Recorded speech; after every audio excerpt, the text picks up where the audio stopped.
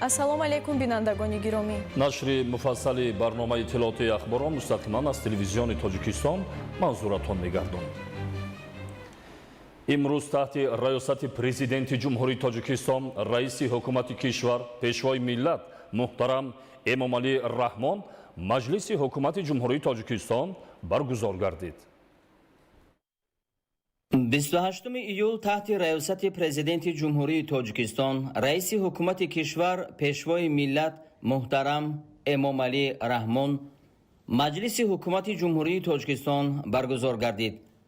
дар маҷлис нахуст натиҷаҳои рушди иҷтимоиву иқтисодии ҷумҳурии тоҷикистон дар нимсолаи якуми соли 2026 ва вазифаҳо барои нимсолаи дуюм баррасӣ гардид.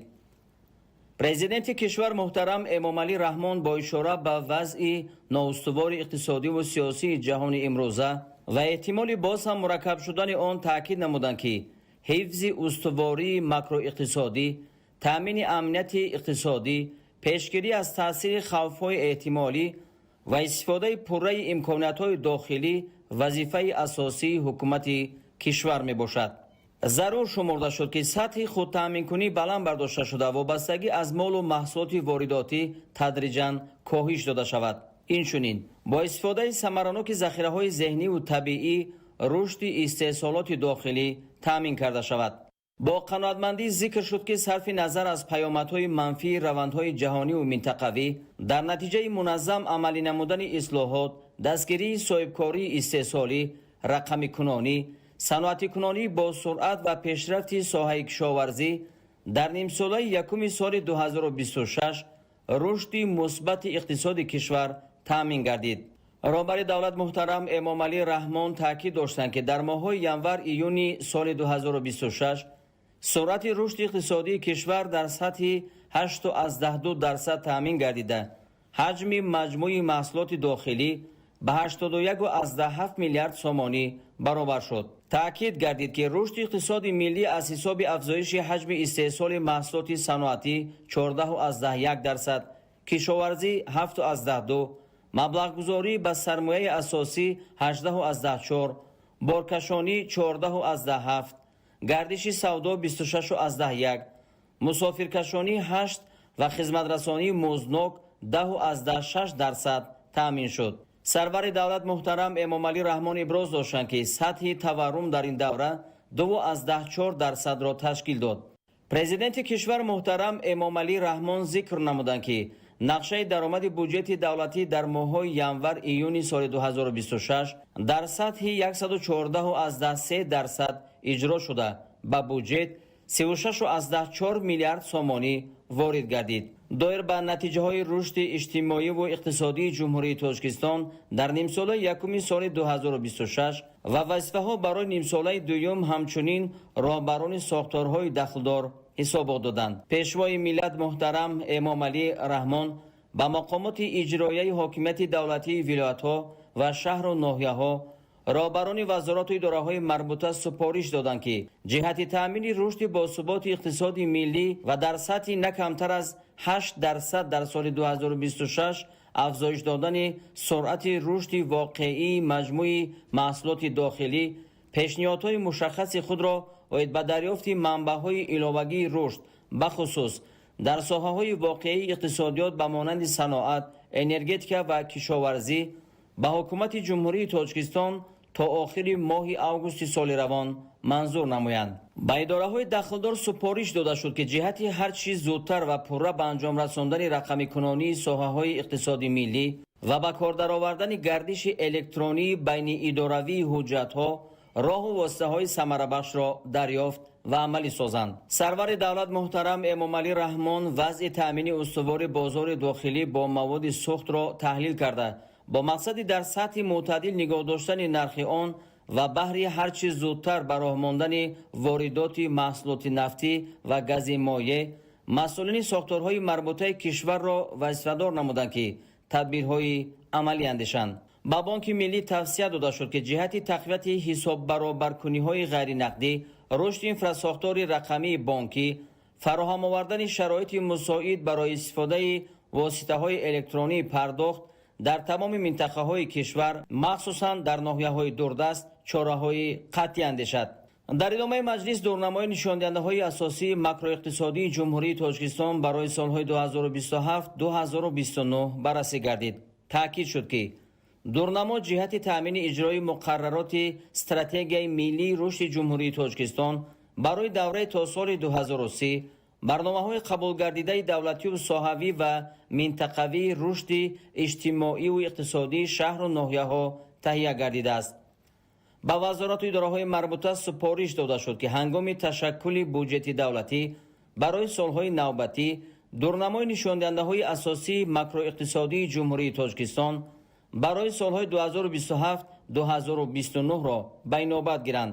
ҳамчунин дар ҳолати тағйирёбии вазъи иқтисодии кишвар аз ҷумла таъсири омилҳои беруна ба он оид ба ворид намудани тағйиру иловаҳо ба дурнамои нишондиҳандаҳои асосии макроиқтисодии ҷумҳурии Тоҷикистон барои солҳои 2027-2029 садри вақт таклифҳо пешниҳод намоянд.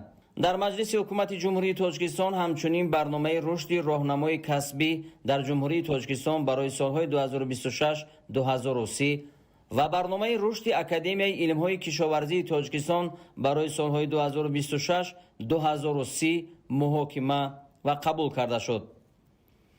дар интиҳои кори маҷлис президенти кишвар муҳтарам Эмомалӣ Раҳмон барои ҷамъоварии саривақтӣ ва беталафи ҳосил, вусъати кишти такрорӣ, истифодаи самароноки обу замин, гирифтани дусе ҳосил аз заминҳои корам, афзоиши истеҳсоли маҳсулоти кишоварзӣ, захираи кофии маводи ғизоӣ барои муҳлати накам аз 2 сол дар ҳар як оилаи ҷумҳурӣ ва тақвияти корҳои фаҳмондадиҳӣ миёни аҳолӣ, густариши корҳои созандагию ободонӣ, кам кардани талафоти техникиву тиҷоратӣ, ҷорӣ намудани низоми ягонаи билингӣ ва омодагии пурра ба давраи тирамоҳу зимистони дар пеш истода супоришҳои мушаххас доданд. дастурҳои дигар ба масъулин доир ба омодагӣ ба соли нави таҳсил, беҳтар намудани сатҳу сифати хизматрасониҳои соҳаҳои маорифу тандурустӣ ва истиқболи сазовори ҷашни 35-солагии истиқлоли давлатӣ дода шуд. имрӯз дар вазорати мудофиаи кишвар бо иштироки роҳбарони сохторҳои қудратӣ, мақомоти иҷроияи ҳокимияти давлатии вилоятҳо, шаҳру ноҳияҳои ҷумҳурӣ ва дигар сохторҳои дахлдор ҷаласаи корӣ доир ба омодагиҳо ба ҷашни 35-солагии истиқлоли давлатӣ баргузор гардид. баҳри иҷрои дастуру супоришҳои президенти ҷумҳурии Тоҷикистон, пешвои миллат, сарфармондеҳи олии қувваҳои мусаллаҳи кишвар, генерали артиш муҳтарам Эмомалӣ Раҳмон ҷиҳати омодагиҳо ба паради ҳарбӣ ки ба муносибати таҷлили сазовор аз ҷашни 35-солагии истиқлолияти давлатӣ баргузор мешавад, дар вазорати мудофиа таҳти раисии котиби шӯрои амнияти ҷумҳурии Тоҷикистон маҷлиси машваратӣ баргузор шуд. дар ин маҷлис роҳбарияти вазорати мудофиаи ҷумҳурии Тоҷикистон, сохторҳои қудратӣ, мақомоти ҳифзи ҳуқуқ, фармондеҳони навъҳои қувваҳои мусаллаҳ, раисони вилоят ва шаҳру ноҳияҳои ҷумҳурӣ ба таври ҳузурӣ ва фосилавӣ иштирок доштанд. таъкид рафт ки паради навбатии ҳарбӣ аз солҳои қаблӣ бо ҷузъиётҳои гуногун ва муҳими худ фарқкунанда мебошад.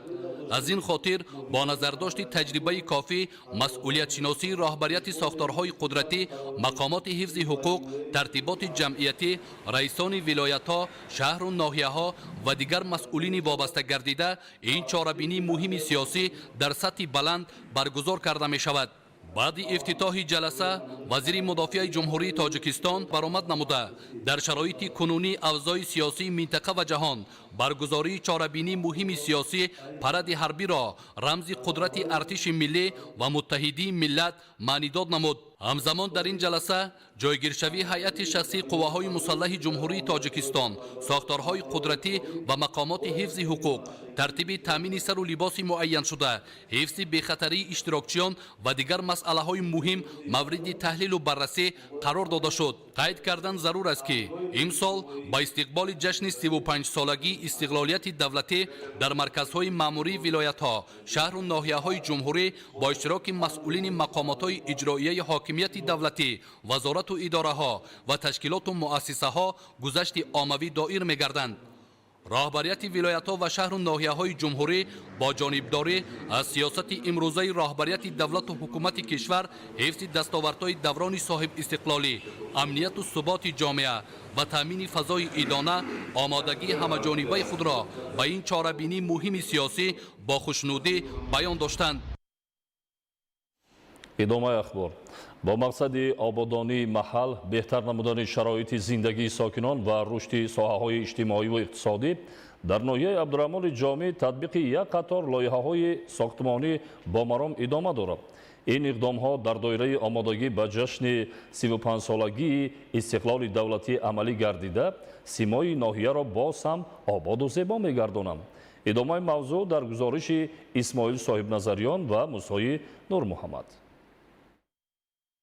در دایره آمادگی به استقبال جشن 35 سالگی استقلال دولتی، تطبیق اعلان گردیدن سال 2026 همچون سال وسعت دادن کارهای آبادانی و سازندگی و تقویت و تحکیم خودشناسی و خودآگاهی ملی، اقدام ولایتی 300 روزی سازندگی و بنیادکاری و مسئولیت برای آینده درخشان وطن و تشبث حزبی 365 روزی آبادانی، سازندگی و بنیادکاری با تشبث کمیته اجرایی حزب خلقی دموکراتی تاجیکستان در ناحیه عبدالرحمن جامی و هماهنگی مقامات اجرایی حاکمیت دولتی، کارهای سازندگی در همه جماعت شهرک و دهات وسعت تازه کسب نموده است. همه این تشبث‌ها برای بهتر نمودن سطح زندگی مردم و آباد و زیبا نمودن هر یک گوشه وطن عزیزمان روانه شده است.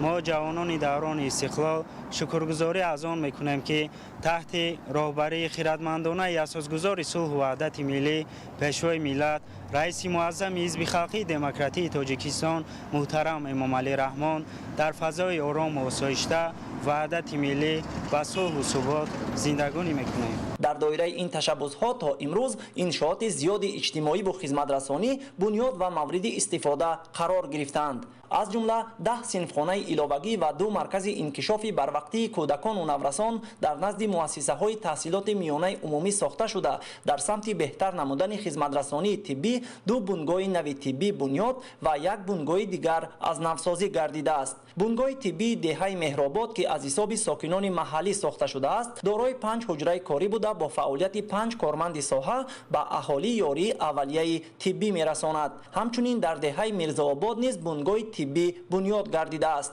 در سمت بهتر نمودن انفراساختار مهندسی و تامین اهالی با آب تازه نوشاکی، 4 چاه عمودی با چقوری از 126 تا 150 متر کافته شده، تنها در دهه چشمسار زیاده 300 عائله با آب نوشاکی تامین گردیده است. 60-70 سال بود که در همین دهه ما تنقیشی آب نوشاکی را میکشیدند. مردم با زیاده از 1.5 کیلومتر رفته آب میارن، آب نوشاکه. شکرانه استقلالیت ما سالی گذشته در چقوری 150 متر آب برآوردیم، یک پره قشلاق تامین کردیم. این سال باشد باز در چقوری 136 متر دیگه چای عمودی دوم را برای استفاده بری به سهم صاحبکاران مردم دهه به استفاده دیم او را از تنقیصی آب میبریم. با مقصد بهتر نمودن شرایط حرکت نقلیات و رفت آمد ساکنان، 3 پل ماشینگذاری بین دهه‌ها بنیاد گردیده، زیاده از 10 کیلومتر راه تعمیر و منفرش کرده شده است. همزمان در 7 کیلومتر دیگر کارهای آمادگی برای منفرش کنی ادامه داشته، 8 ایستگاه مسافربر و 3 نقطه خدمترسانی نقلیاتی ساخته شده است. در برابر این مرکزهای خدمترسانی 6 نقطه فروش مالهای نیاز مردم، 1 کارگاه دوزندگی و 3 دروازه زمانوی درآمدگاه دهه‌ها بنیاد گردیده با نصب زیاده از 10 ترانسفورماتور برقی، بیش از 1000 سیمچوب نوی زمانوی، عوض ناقل‌های برقی و چراغ‌های روشنی دهنده، سطح تامینات برق و چراغان‌کنی کوچه‌ها به مراتب بهتر گردیده است. ما با مردم محله، با جوان مردان محله اقدام گرفتیم که دروازه درآمدگاه محله را ساخته به استفاده دهیم و اینچنین زیاده از 1.5 کیلومتر راه را منفرش کردیم. باز 2 صنفخانه علاوگی که در عرفه انجامیابی قرار دارد. همزمان در دایره اقدام‌های حزبی نصب پرچم دولتی جمهوری تاجیکستان در بام‌های خانه‌ها و سیمچوب‌های کوچه‌ها، دستگیری عائله‌های نیازمند، برگزار نمودن مسابقه‌های ورزشی، معرفی هنرهای مردمی و омӯхта либосҳои миллӣ, қадршиносии оилаҳои намунавӣ, ҳавасмандгардонии ҷавонони ихтирокор ва баргузории суҳбату вохӯриҳои фаҳмонидадиҳӣ бо аҳолӣ низ ба таври мунтазам роҳандозӣ гардиданд. дар ҷамоати деҳоти меҳрубод барои сазовор ҷашн гирифтани ҷашни 35-солагӣ корҳои созандагию ободкорӣ, бунёдкорӣ нақшабандӣ шудааст. бо маром идома дорад. 124% иҷро шудагиаст. ин иқдомҳои созанда далели равшани иттиҳоду ҳамдилии мардум буда барои истиқболи арзандаи ҷашни 35-солагии истиқлоли давлатӣ ва рушди устувори ноҳия заминаи мусоид фароҳам меорад. ба истиқболи ҷашни 35-солагии истиқлоли давлатӣ имрӯзҳо дар гӯшаи ноҳияи Ёвон корҳои ободонию созандагӣ вусъат дода мешаванд. ин ҳама иқдомҳо бо ҳадафи фароҳам овардани шароити шоистаи зиндагӣ барои сокинон амалӣ мегарданд. гузориш дар ин хусус. садои техника ва таҷҳизоти сохтмонӣ, қомати сарбафалаки биноҳои нав ва шукӯҳи корҳои ободонӣ имрӯз аз ҳар гӯшаи ноҳияи Ёвон муждаи фардои боз ҳам ободу пешрафтаро мерасонанд. ба истиқболи ҷашни муқаддаси миллӣ 35-солагии истиқлолияти давлатии ҷумҳурии Тоҷикистон, ин гӯшаи диёр бо такя ба сиёсати созандаи ҳукумати кишвар ва ҳамкории самарабахши мақомоти иҷроияи ҳокимияти давлатӣ бо соҳибкорони ватандӯст ба яке аз майдонҳои фаъоли бунёдкорӣ табдил ёфтааст. бо дастгирӣ ва мусоидати пайвастаи мақомоти иҷроияи ҳокимияти давлатии ноҳияи Ёвон ва саҳми арзишманди соҳибкори масъулиятшиносу ватандӯст Мухтор Хуҷа Қоризода, имрӯз боз як иқдоми муҳими созандагӣ дар самти рушди соҳаи маориф амалӣ гардида истодааст. ин соҳибкори маҳаллӣ бо эҳсоси баланди ватандӯстӣ ва рисолати шаҳрвандӣ ба бунёди муассисаи таҳсилоти миёнаи умумии замонавии дуошона дар деҳаи ҷойламаи ҷамоати деҳоти ба номи Ҳасан Ҳусейни ноҳияи Ёвон камари ҳиммат баста, бо ин амали наҷиб дар татбиқи сиёсати маорифпарваронаи давлат ва тарбияи насли ояндасо саҳми арзандаи худро мегузорад. муассисаи мазкур тибқи талаботи муосири сохтмонӣ бо сифати баланд бунёд гардида, бо тамоми шароити зарурии таълиму тарбия, синфхонаҳои барҳаво, утоқҳои фанӣ ва дигар инфраструктури ёрирасон таъмин хоҳад шуд. масоҳати сохтмони муассиса 746 метри мураббаъро ташкил дода, он аз 16 синфхонаи барҳаво ва дигар иншооти хизматрасонӣ иборат мебошад. муассиса барои ба таълиму тарбия фаро гирифтани 960 нафар хонанда дар 2 баст пешбинӣ шудааст. дар доираи лоиҳа инчунин бунёди майдончаи варзишии замонавӣ, кабудизоркунӣ ва ободу зебо гардонидани муҳити атрофи муассиса низ пешбинӣ гардидааст. мо соҳибкорон шукри истиқлолият, шукри тинҷу оромӣ мекунем, ки дар як ватани тинҷу ором кору фаъолияти худро иқдом мебахшем. миннатдоргии худамонро бевосита ба ҷаноби олӣ муҳтарам Эмомалӣ Раҳмон мерасонем, ки ҳамзамон барои соҳибкорон пайваста дастгириҳои зиёд, таваҷҷӯҳи зиёд мекунанд ва мо ҳам дар баробари худ ҳамеша сайю кӯшиш мекунем, ки барои ободии ватану диёр чӣ қадар фаҳмишу қудрате ки дошта бошем сарф кунем ва мо дар асоси ташаббусҳои маорифпарваронаи пешвои миллат муҳтарам Эмомалӣ Раҳмон, ки баҳри маориф пайваста кӯшишҳои зиёд мекунанд, мо ҳам аз худ иқдом гирифтем, ки як мактаби замонавӣ сохта ба истифода диҳем.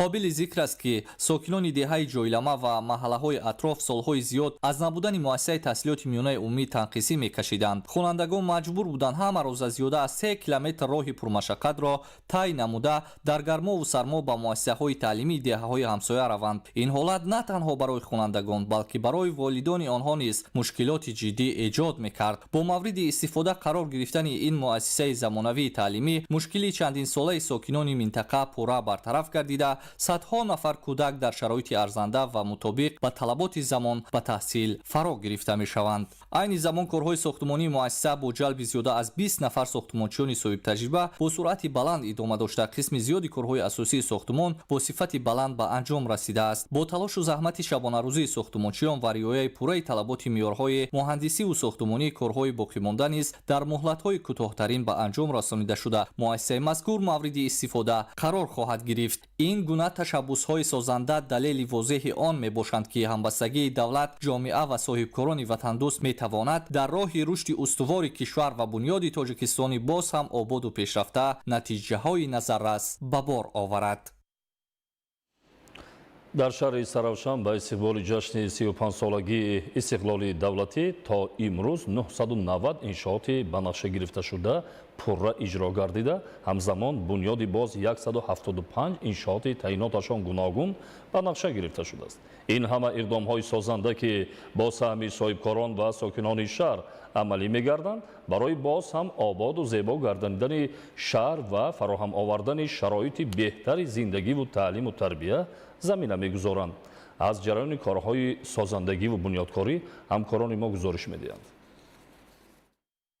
имрӯзҳо шаҳри истаравшани бостонӣ ба як майдони бузурги созандагиву бунёдкорӣ табдил ёфтааст. дар гӯшаву канори шаҳр корҳои ободонию навсозӣ вусъат гирифта, чеҳраи шаҳри таърихӣ рӯз ба рӯз дигаргун мешавад. бо саҳми ҳукумати ҷумҳурии Тоҷикистон то имрӯз 990 иншооти дар нақша пешбинишуда ба истиқболи арзандаи ҷашни 35-солагии истиқлоли давлатӣ пурра ба истифода дода шуда, ҳамзамон сохтмони наздик ба 180 иншооти таъйиноташон гуногун ба нақша гирифта шудааст. дар миёни тарҳҳои бузурги шаҳрсозӣ сохтмони наздик ба 50 иншооти баландошона мавқеи хос дорад, зеро дар тарҳи ин иншоот таваққуфгоҳҳо, майдончаҳои бозии кӯдакон, марказҳои савдо ва хизматрасонӣ, марказҳои солимгардонӣ, гипермаркет, дорухона, ҳавзҳои шиноварӣ ва дигар нуқтаҳои зарурии хизматрасонӣ пешбинӣ шудаанд. ҳамин гуна иқдомҳои созанда гувоҳи онанд ки шаҳри Истаравшан бо такя ба сиёсати созандаву бунёдкоронаи роҳбарияти давлат ва саҳми фаъоли сокинонаш ба сои рушди устувор қадам мегузорад. дар баробари корҳои ободонию созандагӣ дар шаҳри Истаравшан ба рушди соҳаи маориф ва фароҳам овардани шароити муносиб барои таълиму тарбияи насли наврас таваҷҷӯҳи хоса зоҳир мегардад. айни замон дар гӯшаву канори шаҳр сохтмони 30 иншооти гуногун таъйиноти соҳаи маориф аз ҷумла муассисаҳои нави таълимӣ, кӯдакистонҳо, иншооти варзишӣ ва ошхонаҳо бо маром идома дорад. аз ҷумла дар деҳаи саримазори ҷамоати деҳоти Гули Сурх низ корҳои созандагӣ бо маром идома доранд. дар мавзеи мазкур бунёди бинои нави муассисаи таълимӣ ҷараён дошта, қомат афрохтани ин иншооти муҳим ба симои деҳа ҳусни тоза зам мекунад. муассисаи нави таълимӣ тибқи нақшаи генералӣ аз 3 ошхона иборат буда, барои ба таҳсил фаро гирифтани 1400 нафар хонанда дар ду баст пешбинӣ шудааст. дар деҳаи кружкати ҷамоати деҳоти Гули Сурх бошад, сокинон бо истифода аз фурсати муносиб ба ободии муассисаи таълимӣ камари ҳиммат бастанд. муассисаи таҳсилоти миёнаи умумии рақами 45 ки 35 сол пеш ба истифода дода шудааст, имрӯз ба таври куллӣ таъмир карда мешавад. ин иқдоми созанда бо ташаббуси сокинони деҳа роҳандозӣ гардида, аҳолӣ дар раванди таъмиру ободонии муассиса фаъолона иштирок доранд. барои дар сатҳи баланд ба анҷом расонидани корҳои таъмирӣ масъулон тамоми масолиҳи зарурии сохтмониро дастрас намуданд. корҳои таъмиру навсозӣ бошад аз ҷониби худи мутахассисони маҳаллӣ анҷом дода мешаванд. ободонии мактаби мазкур танҳо ба таъмири дохилии он маҳдуд намешавад. дар ин муассиса ба беҳсозии муҳити беруна ва фароҳам овардани шароити муносиб барои истироҳату варзиши хонандагон низ таваҷҷӯҳи ҷиддӣ дода шудааст. саҳни муассиса пурра ҳамвор карда шуда, дар назар аст ки дар ин мавзеъ гулгашти зебо бунёд карда шавад. иқдоми дигари шоистаи сокинони деҳаи Крушкат бунёди 2 майдончаи хурди футбол дар назди муассисаи таълимӣ мебошад. ин майдончаҳо мавсимӣ буда, барои машқу тамрини хонандагон ва дӯстдорони варзиш пешбинӣ шудаанд. дар оянда инҷа боғчаи бачагона мешавад, ҳавзи шиноварӣ ва боғи фароғатӣ дар назар аст. бо мавриди истифода қарор гирифтани ин майдончаҳо хонандагон имконият пайдо мекунанд ки вақти холии худро самаранок гузаронида ба варзиш ва тарзи ҳаёти солим бештар рӯ оваранд. ба шарофати истиқлоли давлатӣ ва сиёсати созандаву ободгаронаи пешвои миллат муҳтарам Эмомалӣ Раҳмон, сокинони деҳаи ругунди ҷамоати деҳоти Сабристон низ дар ояндаи наздик соҳиби бинои нави муассисаи таҳсилоти миёнаи умумӣ хоҳанд шуд. тибқи нақшаи тарҳрезишуда бинои нави муассиса дорои 26 синфхона, кабинетҳои фаннӣ, ошхона, китобхона ва отоқҳои кории омӯзгорон хоҳад буд. бо мавриди истифода қарор гирифтани иншоот барои 1200 нафар хонанда дар ду баст ҷои нишаст муҳайё гардида, шароити таълиму тарбия дар деҳа ба маротиб беҳтар хоҳад шуд. муассисаи таҳсилоти миёнаи умумии рақами 10 деҳаи боботағои шаҳри Истаравшан низ дар остонаи рӯзи дониш ва 35-солагии истиқлоли давлатӣ бо натиҷаҳои назаррас пешвоз гирифтани ҷашнҳоро ҳадаф қарор додааст. айни замон дар ҳудуди муассиса сохтмони 3 синфхонаи иловагӣ бо 180 ҷойнишаст ва як майдончаи хурди футбол идома дорад. бо ёрдами саҳбкорони ватандӯсту миллатпарвари диёрамон якчанд соҳибкоро омада ёрдам карда дар ин муассиса як майдончаи варзишӣ барои бачаҳо омода гардондем.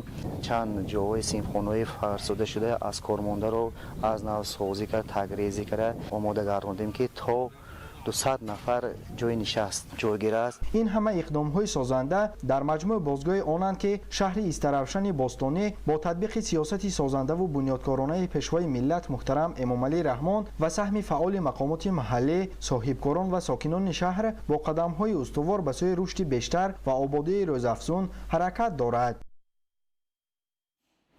در دوره آمادگی به جشن 35 سالگی استقلال دولتی در ناحیه اسپیتامین 773 انشاءات گوناگون بنیاد و نوسازی گردید و اجرای نقشه کارهای آبادانی و سازندگی 121.7% را تشکیل می‌دهد.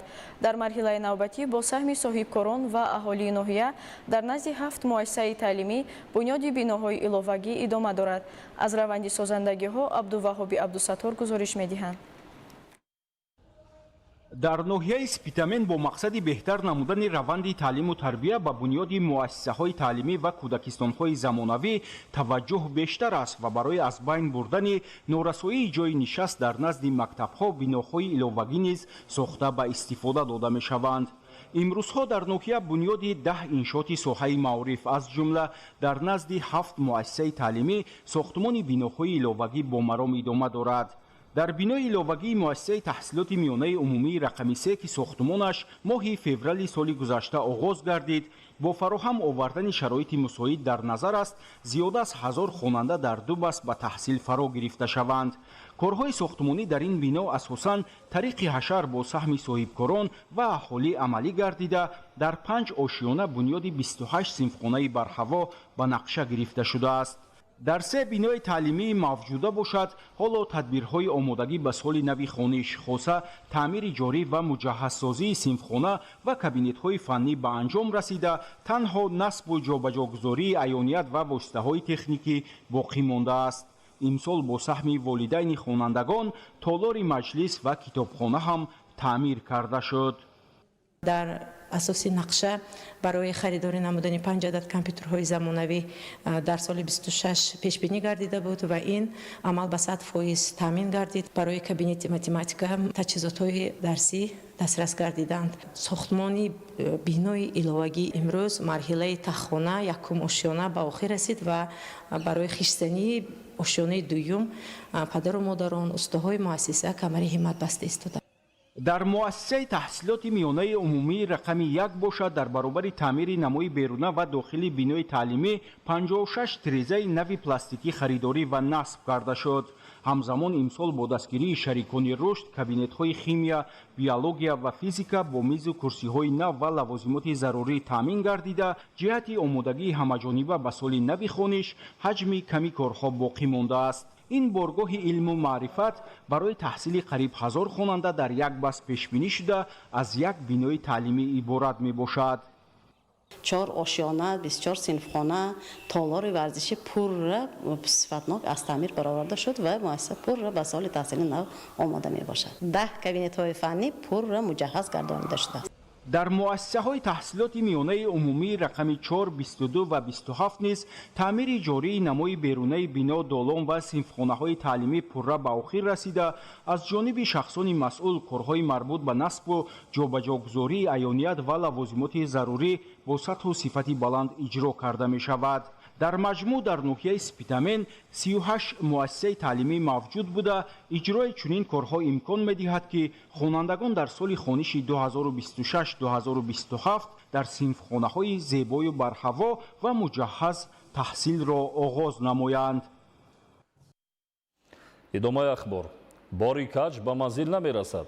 فعالیت نظررسی حامیان وطن بر آن مساعدت کرد که فعالیت گروه نشه‌جلاب پیشگیری کرده شده مواد زیادی نشه‌آور مصادره گردد.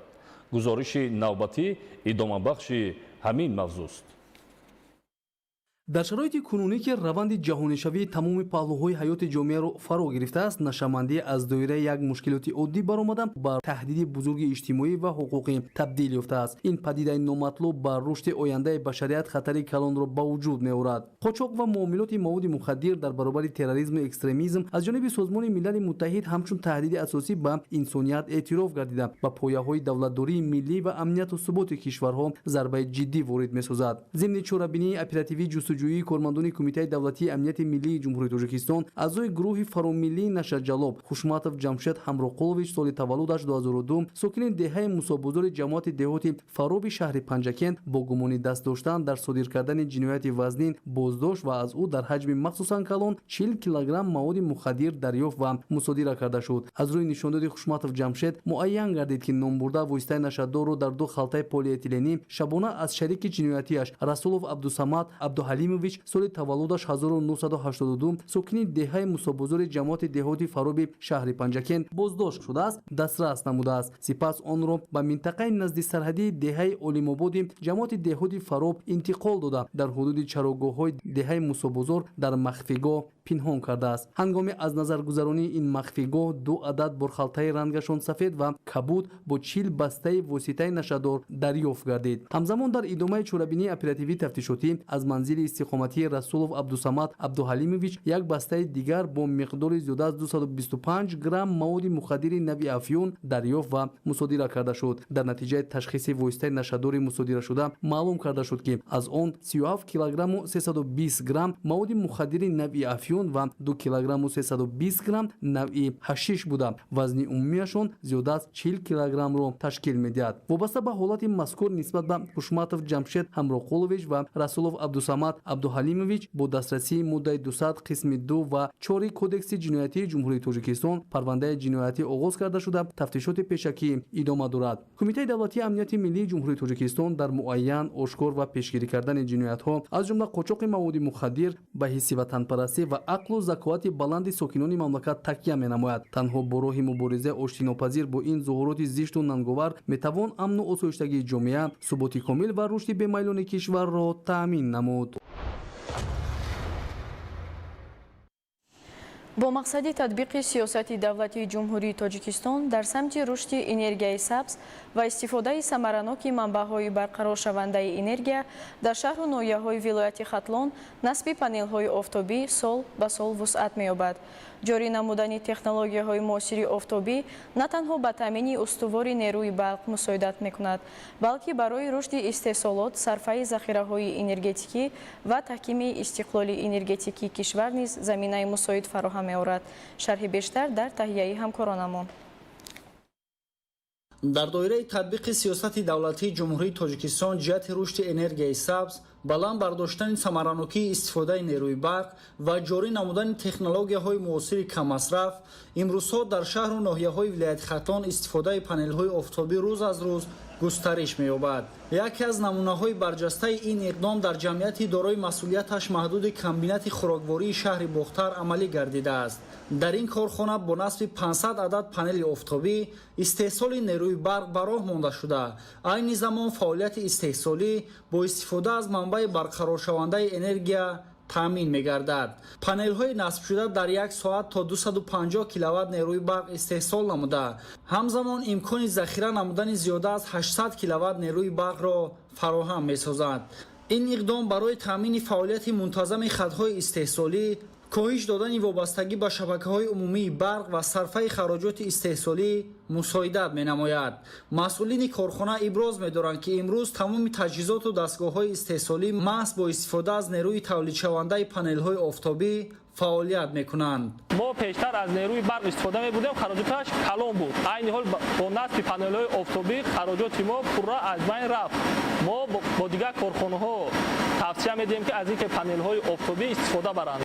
бо мақсади густариши истифодаи манбаъҳои барқароршавандаи энергия, кормандони раёсати агентии назорати давлатии энергетикӣ назди президенти ҷумҳурии тоҷикистон дар минтақаи Бохтар пайваста корҳои тарғиботию фаҳмондадиҳиро миёни соҳибкорон ва сокинон ба роҳ мондаанд. имрӯз истифодаи чунин технологияҳо на танҳо аз ҷиҳати иқтисодӣ судманд мебошад, балки дар таҳкими амнияти энергетикии кишвар низ аҳамияти хоса дорад. ҳамзамон дар ноҳияи ҷайҳуни вилояти хатлон татбиқи яке аз бузургтарин лоиҳаҳои энергетикии кишвар идома дорад. дар деҳаи кӯҳдоман сохтмони нерӯи офтобӣ бо иқтидори 250 мегаватт дар масоҳати 748 гектар бо маром пеш рафта истодааст.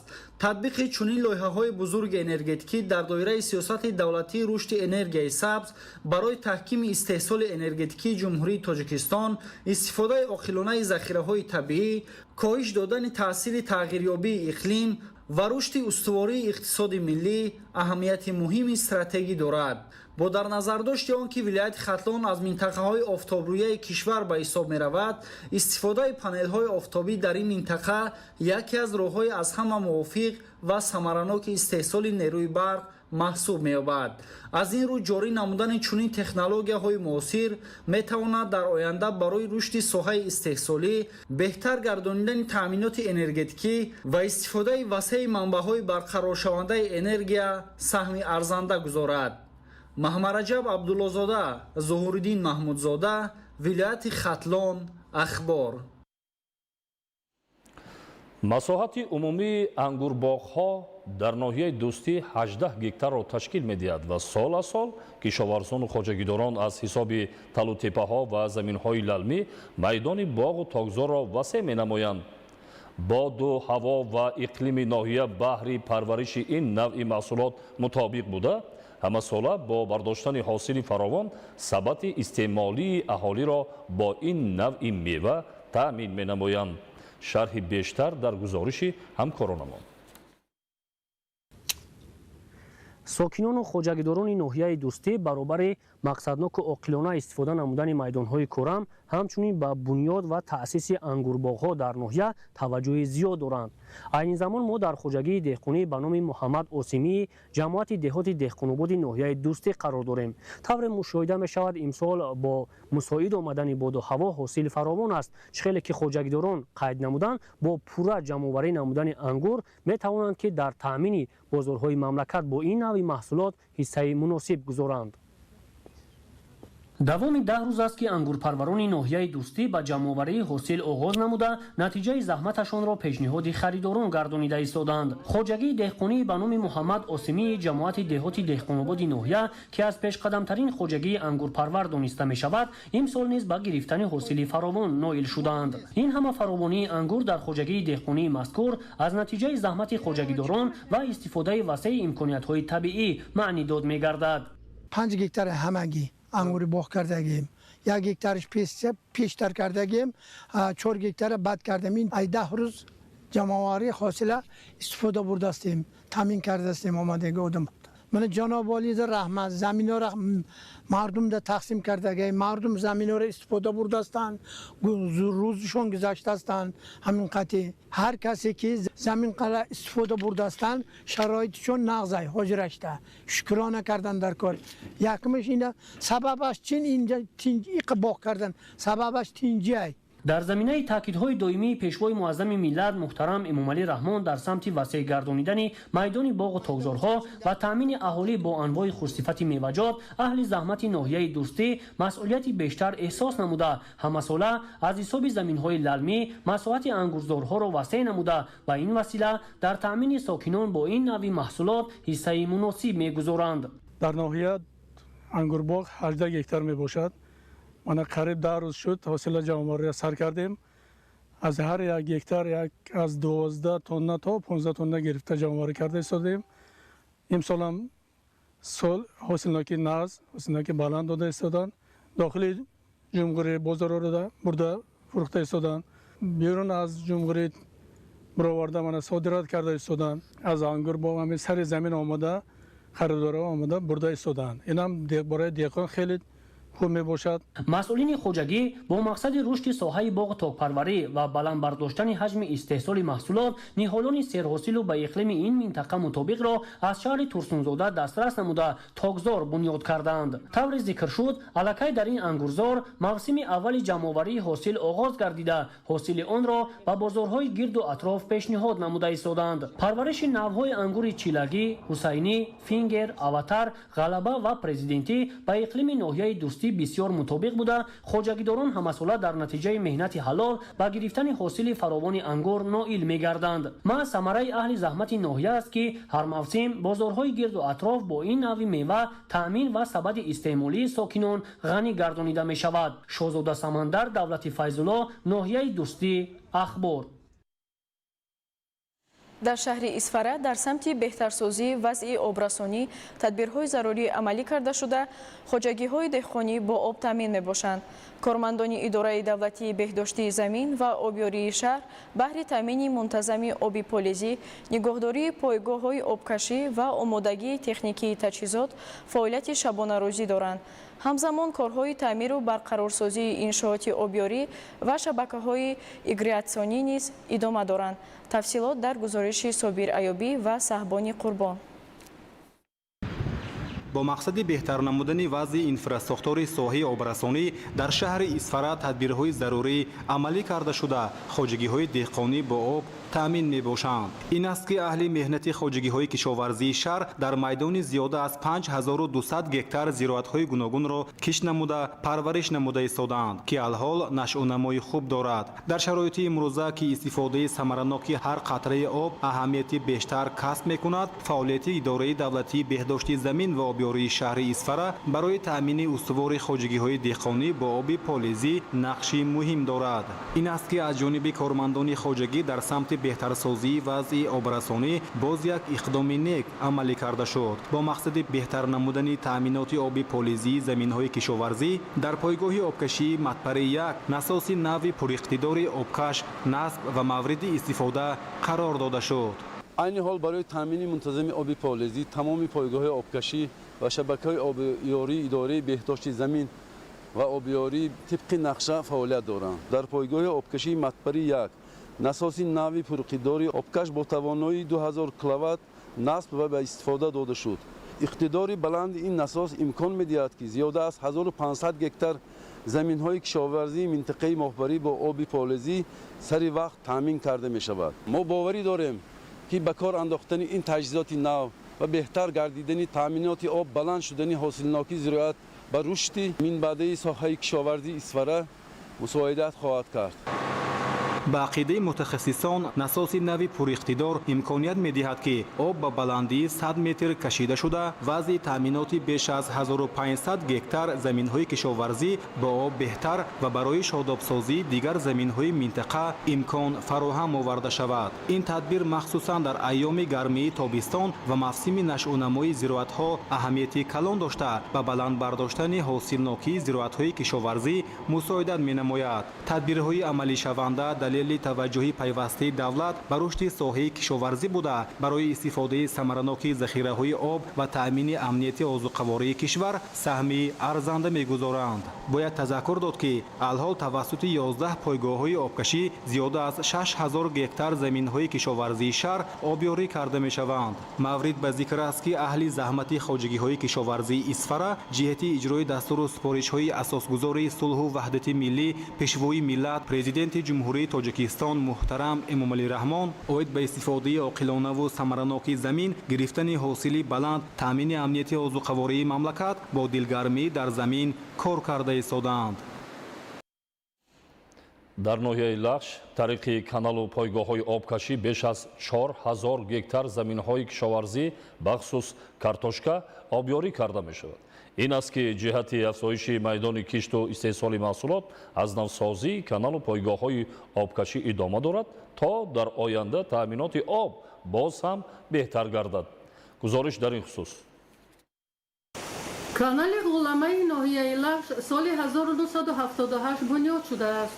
این است که سالها باز بر اثر آمدن ترما و دیگر آفت‌های طبیعی بیشتر قسمت‌های آن خراب و بلنگار گردیده ضرورت برقرار نمودن انشاءات پیش آمده بود، زیرا طریق این شبکه آبرسانی زیاده از 3000 گکتار زمین‌های کشت بخصوص کارتوشکا در حدود 4 جماعت دهات منطقه لخش آبیاری کرده می شود. برای رفع مشکلات جای داشته و رشد ساحه کارتوشکا کاری در پرتو دستور و هدایت‌های پرزیدنت جمهوری تاجیکستان پیشوای ملت محترم امامعلی رحمان سال گذشته از حساب برنامه‌های سرمایه‌گذاری تعمیر و برقرارسازی کانال شروع از سربند اساسی تا قسمت‌های آخرش قریب 42 کیلومتر را تشکیل می‌دهد آغاز گردیده بود. تا همین دوره سربند اساسی انشاءات پورا نوسازی شده. با فرارسیدن قسمت‌های آبیاری یک قسمت کارها به تأخیر گذاشته شد تا در فصل تیر ماه بعد جمع‌آوری حاصل کارهای باقی مانده پورا انجام داده شود. در توازن اداره بهداشت زمین آبیاری ناحیه لخش 6 عدد انشاءات‌های آبرسانی و 2 پایگاه آبکشی موجود میباشد که اینها با زیاده از 4200 هکتار زمین خدمت میرسانند. این حال و دستگیری به واسطه حکومت جمهوری تاجیکستان، اگنتی بهداشت زمین و آبیاری نزد حکومت جمهوری تاجیکستان و برنامه ذخیره آبی وادی فرغانه 2 عدد انشاءات آبرسانی پیازی و انشاءات آبرسانی غلامه تعمیر و برقرار کرده شدند که این حال حالت آبیاری زمین‌های کشاورزی به نهایت خوب به راه مانده شده است. در ناحیه لخش طریق 8 شبکه آبرسانی و پایگاه‌های آبکشی که درازی آنها 94 کیلومتر را تشکیل می‌دهد 4090 گکتار زمین‌های کشاونده را با آب پالیزی تامین می‌کنند. این است که شروع از سال 2025 در دایره لایحه تکمیل اداره‌کنی ذخیره‌های آب و آبیاری در تاجیکستان که از طرف مؤسسه دولتی مرکزی اداره لایحه اداره‌کنی ذخیره‌های آبی وادی فرغانه عملی شده ایستاده است تا در این زمینه کانال و پایگاه‌ها پورا برقرار کرده شوند که این عامل بر رشد ساحه مساعدت خواهد کرد. زیرا یکی از ساحه اساسی و پیشبرنده اقتصادیات ناحیه لخش کارتوشکاری به شما رفته. در پرتو دستور و هدایت‌های پرزیدنت جمهوری تاجیکستان پیشوای ملت محترم امامعلی رحمان استفاده ثمرناک زمین، افزایش میدان کشت و استحصال محصولات خوش‌صفت محلی و آبیاری زمین‌های بیکار خوابیده نقشه‌های مکمل عملی شده ایستاده است تا بدین وسیله تامین بازارهای کشورمان با کارتوشکای خوش‌صفت باز هم بهتر و خوبتر گردد. از جمله سال جاری بهر افزایش استحصال محصولات در همه شکل‌های خواجگیداری در مساحت زیاده از 6000 گکتار کارتوشکا کشت شده است که این عامل می‌تواند در پیشرفت اقتصادی و استحصال محصولات خوش‌صفت نان دوم نقشی ارزنده گذارد. همین طریق اجرا شدن برنامه‌های برقرارسازی کانال و پایگاه‌های آبکشی ناحیه لخش در عمل شدن دستور و سفارش‌های رهبریت دولت جهت افزایش میدان کشت و استحصال کارتوشکا می‌تواند در تامین امنیت عضوقواری مساعدت نماید. ایدیگولی محمود، دادرجان میرزازاده برای برنامه اخبار از ناحیه لخش. در زمینه توجه و دستگیری‌های همیشگی حکومت کشور به رشد ساحه تندرستی با چند مرکز نظارت دولتی سانیتاری و اپیدمیولوژی واسطه‌های نقلیات سبکرو سپرده شد. این اقدام در دایره تطبیق لایحه سالمی یگانه عملی شده، هدف بهبودی سطح خدمترسانی است. مؤسسه دولتی رشد صاحبکاری در ساحه کشاورزی با 22 مرکز نظارت دولتی سانیتاری و اپیدمیولوژی وزارت تندرستی و حفظ اجتماعی اهالی جمهوری تاجیکستان نقلیات مخصوص سبکرو تقدیم نمود. این اقدام در ادامه توجه حکومت جمهوری تاجیکستان بر رشد و حفظ سلامتی اهالی در دایره تطبیق لایحه سالمی یگانه عملی گردید. از جانب مؤسسه دولتی رشد صاحبکاری در ساحه کشاورزی در دایره لایحه سالمی یگانه 22 автомашини сабуграв ба вазорати тандурустӣ ва ҳифзи иҷтимоии аҳолӣ тақдим карда шуд ки ин барои рушди соҳа қадамҳои устувор мегузорад. لایحه جزئی مهم و برنامه منطقوی بانک جهانی بوده. شروع از سال 2025 تا 2032 در 5 کشور آسیای مرکزی از جمله در تاجیکستان تطبیق می شود. حل مسئله های بر رشد ساحتی مانع شونده یکی از 4 بخش مهم در عملی سازی لایحه بوده. واسطه های نقلیات در روند اجرای درست همین بخش ورود و به مرکزهای سانیتاری شهر و نواحی کشور تقدیم شدند. صاحبیت به نوع موثر و مخصوص واسطه نقلیات به حل معمای تاکنون جای داشته در سمت سانیتاری و اپیدمیولوژی شهر و ناحیه‌های انتخابی مساعدت نموده. وضع خدمت رسانی در این نهاد ساحه طب را بهتر می نماید. مینداری خودم را شخصا به جناب عالی و حکومت جمهوری تاجیکستان میرسانم که صاحب ماشین شدیم. ба роҳ мондани фаъолияти муассир дар марказҳои назорати давлатии санитарию эпидемиологӣ дар сатҳи вилоят ва ноҳияҳо, интиқоли босифат, саривақтӣ ва бехатари намунаҳои биологӣ аз маҳалҳо ба озмоишгоҳҳои тандурустии ҷамъиятӣ, таъмини фаъолияти нуқтаҳои гузаргоҳи сарҳади давлатӣ мутобиқ ба талаботи қоидаҳои байналмилалии тиббию санитарӣ ва иҷрои саривақтии фаъолияти кормандони соҳавӣ ба макони ба вуқӯъ пайвастаи бемориҳо аз ҳадафҳои аввал дар тақсими воситаҳои нақлиёт аст. мо кӯшиш мекунем ба ин мошинҳо дар тамоми самт баҳри пешгирии бемории суръатӣ хизмат кунем. дар маҷмӯъ дастрасӣ ба чунин воситаҳои нақлиёт замина мегузорад ки таҳқиқоти эпидемиологӣ дар лаҳзаҳои аввал оғоз шуда чораҳои саривақтӣ андешида шаванд. лоиҳаи солимии ягона барои пешгирии пандемия, устувории низомҳои озуқаворӣ ва саломатии экосистема дар Осиёи марказӣ дар Тоҷикистон татбиқ шуда. дар мувофиқа бо ҳукумати ҷумҳурии Тоҷикистон, вазоратҳои тандурустӣ, кишоварзӣ, кумитаҳои бехатарии озуқаворӣ ва ҳифзи муҳити зисти назди ҳукумати ҷумҳурии Тоҷикистон ба ҳайси пешбар ва иҷрокунанда муваззаф гаштаанд. дастгирии техникии лоиҳаро ташкилоти умумии ҷаҳонии тандурустӣ, созмони озуқа ва кишоварзии созмони милали муттаҳид ва ташкилоти умумии ҷаҳонии саломатии ҳайвонот бардошт доранд. вилояти мухтори кӯҳистони Бадахшон бо қаторкӯҳҳои осмонбӯс, пиряхҳои азим ва манзараҳои нотакрори худ яке аз минтақаҳои беҳтарини ҷаҳон барои рушди сайёҳии кӯҳнавардӣ ба ҳисоб меравад. ҳар сол садҳо дӯстдорони кӯҳнавард аз кишварҳои гуногун барои дидани табиати афсонавии ин минтақа меоянд. бинобар ин имкониятҳои нодири табиии вилоятро ба яке аз самтҳои муҳимтарини рушди сайёҳии байналмилалӣ табдил доданд. гузориш дар ин хусус.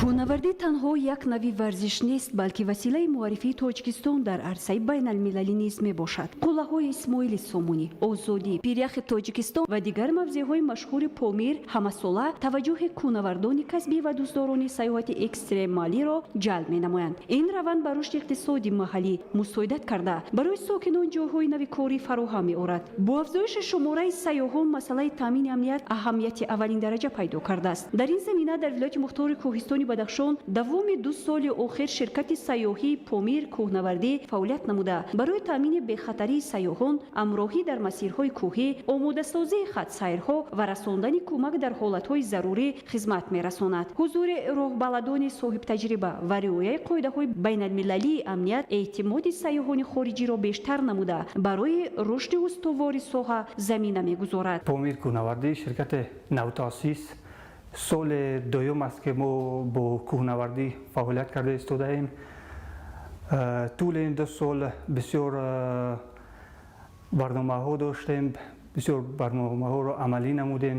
соҳаи кӯҳнавардӣ барои иқтисодиёти кишвар бисёр муфид аст ки сайёҳони кӯҳнавардӣ бештар биёянд. бо ин мақсад мо тасмим гирифтем ҳамин соҳаи кӯҳнавардиро рушд диҳем, то ки иқтисодиёти кишвар низ рушд ёбад. фаъолияти чунин ширкатҳо нишон медиҳад ки рушди сайёҳии кӯҳнавардӣ танҳо бо мавҷудияти қуллаҳои баланд маҳдуд намешавад. омодагии роҳбаладон, хизматрасонӣ босифат, таъмини бехатарӣ ва муносибати дӯстонаи аҳолии маҳаллӣ низ аз омилҳои муҳими ҷалби сайёҳон мебошад. номи ман Дания. من از آلمان هستم. من از آلمان به تاجیکستان برای کوهنوردی آمدم. 2 روز می شود که به شهر خوروغ رسیدم و از زیبایی طبیعت پامیر تصورات خیلی خوب گرفتم. شنیده بودم که کوههای بدخشان از بهترین موضعها برای کوهنوردی در جهان به شمار می روند و اکنون می خواهم آن را از نزدیک تجربه کنم. ما با راهبردان محلی و رعایت تمام قاعده‌های بی‌خطری به سفر آمادگی می بینیم. امیدوارم که سفر برای من خاطرمان خواهد بود و بازم به تاجیکستان برمیگردم. به نظر من بدخشان برای دوستداران کوهنوردی مکان واقعا نوتکرار است. متخصصان سوحه تاکید میکنند که رشد سیاحی کوهنوردی میتواند به بهتر شدن اینفراستراکچور منطقه مساعدت نماید. بنیاد مهمانخانه‌ها، مرکزهای خدمت رسانی، بهتر شدن راهها و رشد هنرهای مردمی از جمله ثمره‌های این سوحه به حساب میروند. در برابر این سیاحان با فرهنگ، عنعنه و مهمان نوازی مردم بدخشان از نزدیک شناس میشوند که این برای معرفی تاجیکستان در جهان اهمیتی کلان دارد. مهیره طاهر، مبارکشوی رستم، ولایت مختار کوهستانی بدخشان، اخبار. дар доираи сиёсати давлатии ҷумҳурии тоҷикистон оид ба дастгирии ҷавонони соҳиби истеъдод ва баланд бардоштани сатҳи донишандӯзии онҳо дар шаҳри душанбе озмуни ҷумҳуриявии аттестати аълои универсалӣ бо медали тилло ва нуқра, аттестати аълои равияҳои ҷамъияти гуманитарӣ ва табиии риёзӣ бо медали тилло ва нуқра оғоз гардид. гузориши Манучер Маҳкамзода. дар шаҳри душанбе озмуни ҷумҳуриявии аттестати аълои универсалӣ бо медали тилло ва нуқра, аттестати аълои равияҳои ҷамъиятии гуманитарӣ ва табиии риёзӣ бо медали тилло ва нуқра оғоз гардид. дар он довталабон барои соҳиб шудан ба аттестати аъло байни ҳам рақобат мекунанд. зимни маросими ифтитоҳи озмун масъулини вазорати маориф ва илми ҷумҳурии тоҷикистон аҳамияти баргузории чунин озмунро дар ҳавасманд намудани хонандагон ба омӯзиши амиқи фанҳо ва аз худ кардани донишҳои муосир таъкид намуданд. зикр гардид ки маҳз ба шарофати таваҷҷӯҳ ва дастгирии ҳамешагии президенти ҷумҳурии тоҷикистон пешвои миллат муҳтарам Эмомалӣ Раҳмон имрӯз ҷавонони кишвар дар шароити мусоид таҳсил намуда барои такмили донишу маърифат, ташаккули ҷаҳонбинӣ ва саҳмгузорӣ дар рушди иҷтимоиву иқтисодии мамлакат омода мегарданд. дар озмун хонандагони муассисаҳои таҳсилоти миёнаи умумии тамоми манотиқи ҷумҳурӣ иштирок намуда вобаста ба равияи интихобкардаи худ аз фанҳои дахлдор кори хаттӣ, иншо ва санҷиши тестӣ месупоранд. ғолибоне ки сазовори аттестати аълои универсалӣ мегарданд метавонанд бо истифода аз тавсияномаи вазорати маориф ва илми ҷумҳурии тоҷикистон ба ихтисоси дилхоҳи муассисаҳои таҳсилоти олии касбии кишвар дохил шаванд. ғолибони аттестати аълои равиявӣ низ дар сурати мутобиқ будани равия ва ихтисос метавонанд тавассути суҳбат ба муассисаҳои таҳсилоти олии касбӣ дохил гарданд. бояд таъкид намуд ки баргузории чунин озмунҳо на танҳо сатҳи дониши хонандагонро муайян мекунад, балки воситаи муҳими ҳавасмандсозии онҳо ба омӯзиши минбаъда, рушди қобилиятҳои зеҳнӣ ва расидан ба дастовардҳои баланди илмӣ низ ба ҳисоб меравад.